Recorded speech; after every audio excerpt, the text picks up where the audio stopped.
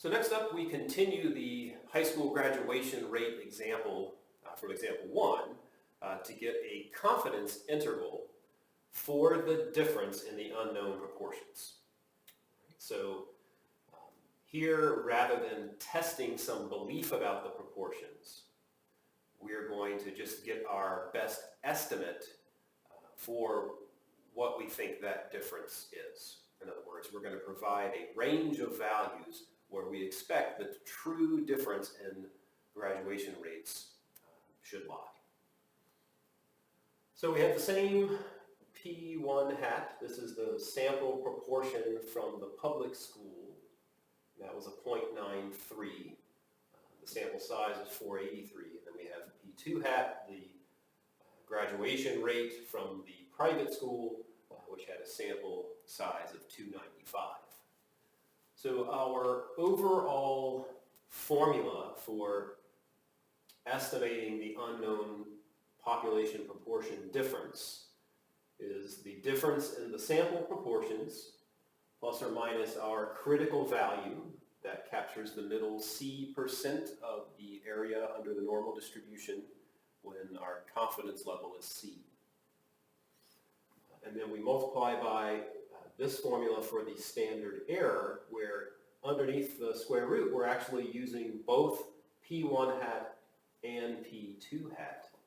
Now, I just want to point out that that's a slight difference from when we were doing the hypothesis test, because with the test, we started with an assumption that the population proportions were the same, and that allowed us to use a pooled estimate P hat for that unknown but same proportion.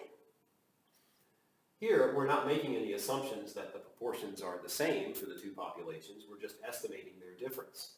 And so we don't pool the samples, we keep them separate, so the P1 hat and P2 hat both play a role in the standard error. All right, now the critical value for our confidence level is something you can calculate from StatCrunch, or you might just remember some of the special ones, or you could use the empirical rule if you're lucky.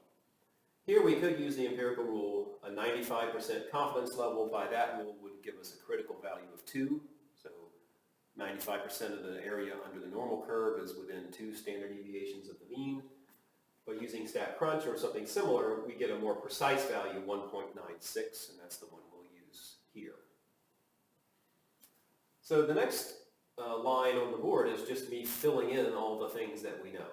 So P1 hat minus P2 hat plus or minus the critical value times P1 hat times 1 minus P1 hat, and then over here is P2 hat and 1 minus P2 hat, and then the sample sizes are the denominators. So it's easy to mess this up in a calculator, so take your time, do it a little piece at a time. But what you should get for the square root is a 0.0153. This is the standard error.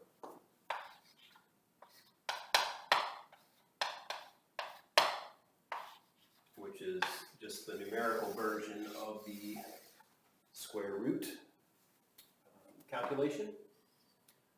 The critical value we've already noted is that Z star. That's the critical value.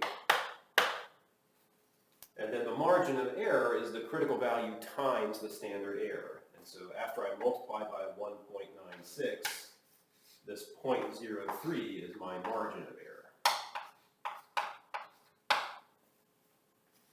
Right, so those are the 3 things asked for in part B of the example. What we are asked to do in part A is to get the confidence interval itself. That's a minus 0.04 plus or minus 0.03. The left-hand endpoint should be the smaller of the two, so this is minus 0.04, minus 0.03 is a negative 0.07. Minus 0.04 plus 0.03 is a negative 0.01.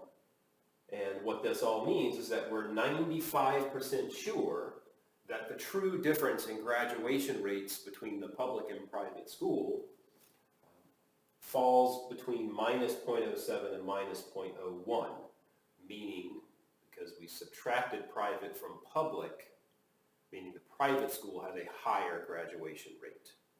Right? So that's our 2 sample proportion confidence interval. Let me know if you have questions about it, and there should be an opportunity for you to do